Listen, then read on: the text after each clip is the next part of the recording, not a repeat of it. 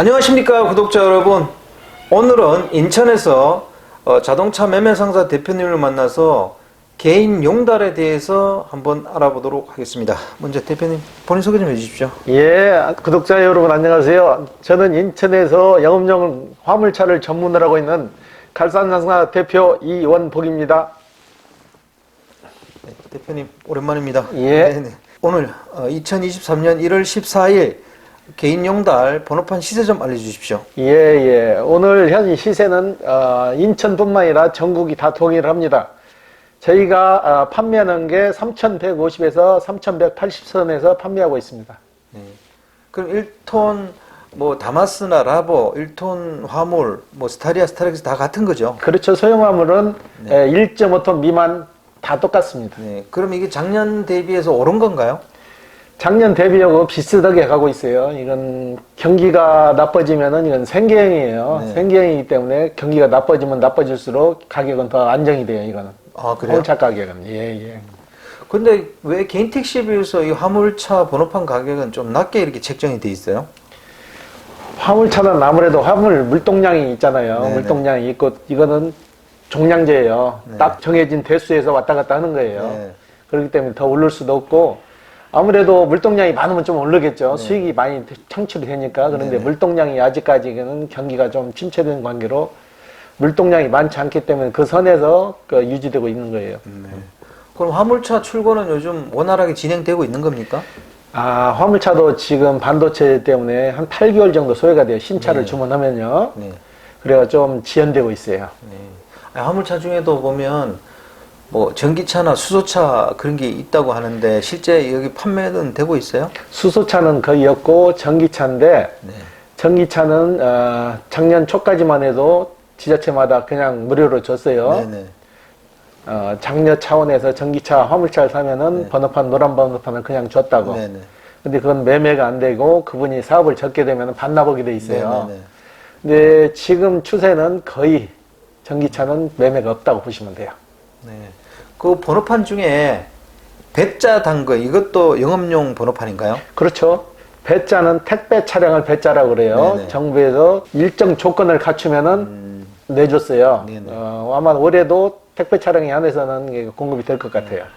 그 배자를 단 택배 차량은 영업용 화물은 안 되는 거죠? 택배만 할 수 있는 거죠. 아, 택배만요? 그래서 내준 거예요, 정부에서. 네. 지금 1톤 화물차 같은 거는 그 얼마 정도 나가고 있어요, 가격이요? 화물차는 난방값 제어고 2022년 차 기준으로 했을 때 지금 차가 공급이 잘 안 되기 때문에 인판급 거의 한 100km에서 200km 탄 거, 네. 그 정도는 한 2,200만 원 선에 매매되고 있습니다. 네. 스타리아는 얼마 나가요? 스타리아는 2,700에서 3,000만 원 정도 오시면 됩니다. 네. 이 화물하고 개인 택시하고 이렇게 많이 갈등하시는 분들이 있더라고요. 예. 개인 용달을 할까, 개인 택시를 할까 이렇게 고민하시는 분들이 있는 것 같은데 대표님이 거기에 대해서 이렇게 좀 기준점을 한번 제시 한번 해주시죠.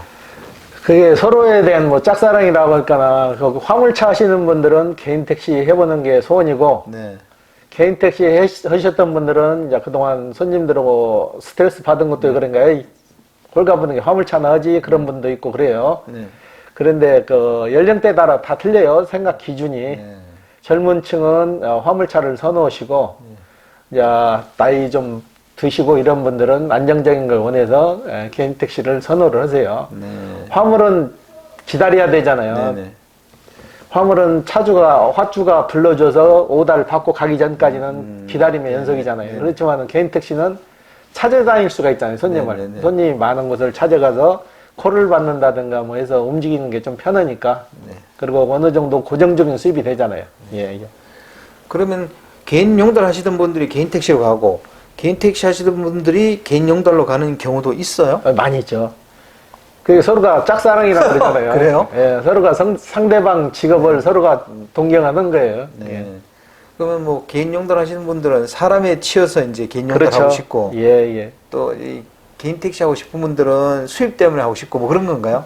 이제 하루에 개인 택시는 그래도 하루 종일 손님을 찾아야 다니잖아요. 네. 그런데 이제 나이도 먹고 힘이 붙이니까 용달은 그래도 한 번 갔다 오면 인터벌이 있잖아요. 쉬는 네, 시간이. 네, 그러니까 하루에 한두 탕만 하고 그냥 돈 10만 원 벌어가고 용돈벌이 한다 생각하시는 분들은 또 화물로 넘어오세요. 예, 예. 용달을 할 때 한 달에 한 300 정도 벌라 그러면 개인 용달 하루에 몇 시간 정도 일하고 뭐야 한 달에 며칠 정도 일하면 그 정도 금액을 벌 수 있어요. 요즘은 토요일, 일요일 거의 다 일들을 안 하세요. 네네. 일들 안 하시고 12시간, 13시간 기준으로 했을 네. 때 그 정도 일 하셔야 경비 재우고 250에서 300 정도 가져갈 거예요. 12시간 정도. 예, 예. 많이 하시는 분들은 얼마까지 하시죠? 그건 사람마다 기준이 다 틀리는데 네네. 많이 하시는 분들은 다마스 가지고 한 달에 600, 700 하시는 네네. 분들도 많아요. 예, 예. 굉장히 많이 하시네요. 요즘. 예, 예. 그 아까 저 잠깐 앞에서도 얘기를 드렸는데 이 개인 용달 하시던 분들이 회사라는 킥사에 들어가서 예, 그 예. 오다를 받는 거 하고 그냥 길에서 그냥 무한정 그냥 그 콜을 기다리는 거 하고 예, 예. 이 차이가 뭐가 있어요? 그러니까 쉽게 말해서 퀵사에 소속된 분들은 퀵사 기사죠. 네네. 그 회사에서 주는 물건을 주로 배송을 하는 네네. 거고, 근데 그 회사 물건만 가지고는 수지 타산이 안 맞아요. 네네. 쉽게 말해서 내가 물건을 싣고 대전을 갔는데 네네. 회사 물건에서 대전에서 올라오는 짐이 없으면 꽝하니 네네. 그러기 때문에 공유를 찍는 거예요. 네네. 내가 퀵사에서 물건을 받고 대전을 갔다. 대전에서 올라올 때 퀵사 물건이 없는데 다른 물건도 싣고 올라와야 수지 타산이 되잖아요. 네네. 그랬을 때 공유를 찍는 거예요. 공유 찍어서 수도권으로 올라오는 짐을 차고 올라오는 거죠. 네. 예, 예. 그냥 그런 킥사 소속이 아닌 분들은 그냥 길에서 자기가 알아서 그냥 그 선택을 해야 되는 거죠. 그렇죠. 금액 맞는 거에 찾아다니는 거죠. 지금 뭐 개인 용달 1년 보험료도 좀 많이 오른 건가요? 보험료는 해마다 오르고 있어요. 네. 그리고 전에는 사고가 나도 그렇게 크게 할증이 안 됐는데 요즘은 할증이 많이 돼요. 네네. 보험료 무서워서 못 하겠다는 분들도 많아요. 조그마한 사고, 그게 한 100만 원 미만 사고는 현금 처리하시는 게 아무래도 좀 유리할 거예요. 네. 보험 할증이 한 번 되면 3년간 떨어지질 않거든요. 네. 그렇기 때문에 웬만한 잔 사고는 그냥 현금 처리하시는 게 차주분들한테도 유리하실 거예요. 개인 용달 하시던 분들 요즘 일거리 좀 있다고 하시던가요? 아무래도 동절기는 일이 많이 떨어져요. 네네. 12월 달로 접어들면서 아마 2월 달까지는 화주분들 좀 힘들 거예요. 네. 예, 예. 그럼 그분들 어떻게 하죠? 그러니까 소일거리 정도밖에 안 돼요. 한겨울에는. 네. 그러니까 쉽게 말해서 수요기 때 한 20만 원, 30만 원 벌었다 그러면 동절기에는 그 절반 이하로 떨어진다고 보세요. 그러니까 그건 뭐 많이 벌을 때 좀 잘 조절을 하셔야 될 것 같죠. 네. 예, 예. 큰 차 같은 거는 뭐 정년 퇴직하고 그런 시장에 진입하는 건 불가능할 것 같은데 다마스나 뭐 라보, 스타리아나 스타렉스로 하는 그런 퀵 서비스 같은 거는 정년하고도 가능할 것 같아요. 충분히 가능하죠. 예. 예, 예. 대표님 그 한번 노하우 좀 알려주세요. 어떻게 좀 해야 되는지. 일단 뭐든지 시작할 때 준비 과정이 좀 필요해요. 네네. 그러니까 와서 저희 같은 전문가한테 조언도 구하시고 네. 만약에 선탑을 원하면은 뭐 며칠이건 선탑을 시켜드릴 수도 있어요. 네네. 차부터 덜컥 사가지고 시작하지 마시고 선탑도 좀 해보시고 시장 동향도 좀 파악하시고 그렇게 시작하는 게 나을 것 같아요. 돈은 투자해놓고 가서 일을 해야 되는데 막막하잖아요. 초짜들은. 그리고 내가 금액을 뭐 5천만 원이건 6천만 원 투자했으면 그래도 어느 금액이 들어야 수지 타산이 맞아서 생활이 유지가 되잖아요. 이게 막연한 기대감 가지고 해서는 안 돼요. 그만큼 각오도 하셔야 되고 준비 과정이 좀 필요해요. 네네. 예. 개인 용달 이거는 하기 전에 저 번호판 값이 싸니까 대출 받아서 할 뭐 필요는 없겠네요. 그래도 없는 사람들은 3천만 원이 넘는 돈이면 차까지 포함되면 5천만 원, 6천만 원인데 그것도 대출을 받으시는 분들도 있어요. 여기 인천 쪽에서는 뭐 은행에서 대출을 해주는 곳이 있어요? 화물차는 대출을 안 해줘요. 개인 용달 앞으로 시장은 좀 어떻다고 보십니까, 대표님께서는? 개인 용달로 해서 큰 뭐 이익을 창출한다든가 그런 개념으로 생각하시면 안 될 것 같아요. 네. 그냥 노후에 네. 젊은 층들은 큰 차, 대형차 쪽으로 많이 나가잖아요. 네. 노후에 그냥 소일거리에서 큰 돈 구애받지 않고 그냥 기존의 국민연금이나 노령연금 받으시는 분 그 금액에 플러스해서 일정 금액 벌어가지고 그 정도로 생각하시면 될 것 같아요. 그럼 대표님께서 지금 여기 운영하시는 자동차 매매 상사에서 개인 용달을 구입하게 되면 퀵사 이런 데도 소개를 해주고 있어요? 다 해드리죠. 일자리는 저희가 그분이 사셔가지고 네. 그 사업에 이제 나이가 들거나 다른 업종으로 변경해서 접을 때까지 저희가 계속 일자리는 알선해드리고 있어요. 네. 이건 좀 웃자고 하는 얘기인데요.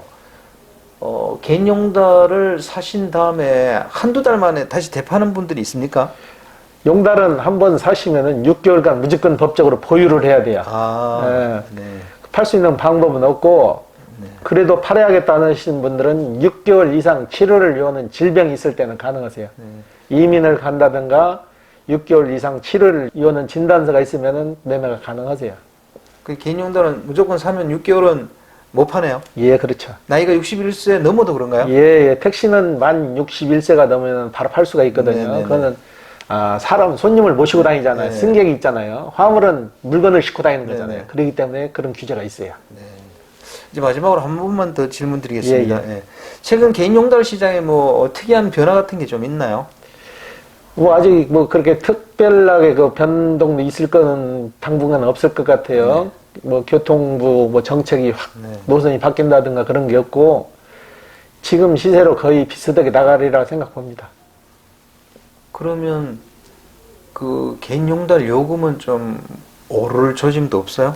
갈수록 유류비는 오르는데 네. 기사분들 하시는 말씀이 요금은 10년 전 요금 그대로다 그래요. 네. 그 서로가 이제 경쟁이 되다 보니까 그리고 정부에서 또 전기차를 많이 무상으로 내줬잖아요. 네, 네. 그 전기차 하시는 분들이 아무래도 유류비가 적게 들어가니까 아마 서로가 경쟁이 되는 것 같아요. 경유차 하시는 분들은 비용이 인천에서 쉽게 말해서 뭐 대전을 간다 했을 때 그 유류비가 어느 정도 들어가는 걸 감안을 하잖아요. 근데 전기차는 그 금액이 덜 들어가니까 아마 요금을 좀 싸게라도 막 다니고 그러는 과정이 생기나 봐요. 그래서 아무래도 좀 마찰도 있고 그런 것 같아요. 그러니까 개인 용달 요금 인상 계획은 없다는 거네요. 그죠? 예. 네. 오늘 인터뷰 감사드립니다. 네. 구독자 여러분, 오늘은 인천에서 개인 용달에 대해서 매매 상사분을 만나서 인터뷰를 해봤습니다. 이 시장도 개인 택시나 뭐 마찬가지로 정년하시고 또는 회사 퇴직하고 진입하시려는 분들이 꽤 있는 것 같습니다. 또 미리미리 준비를 하시고 돈도 정년 전에 좀 저축하셔가지고 준비를 해야 될 것 같습니다. 자, 호화전은 다음 시간에 또 다른 사회 분야를 살아가는 분들을 만나서 또 다른 경험을 구독자 여러분들에게 보여드리겠습니다. 안녕히 계십시오. 네.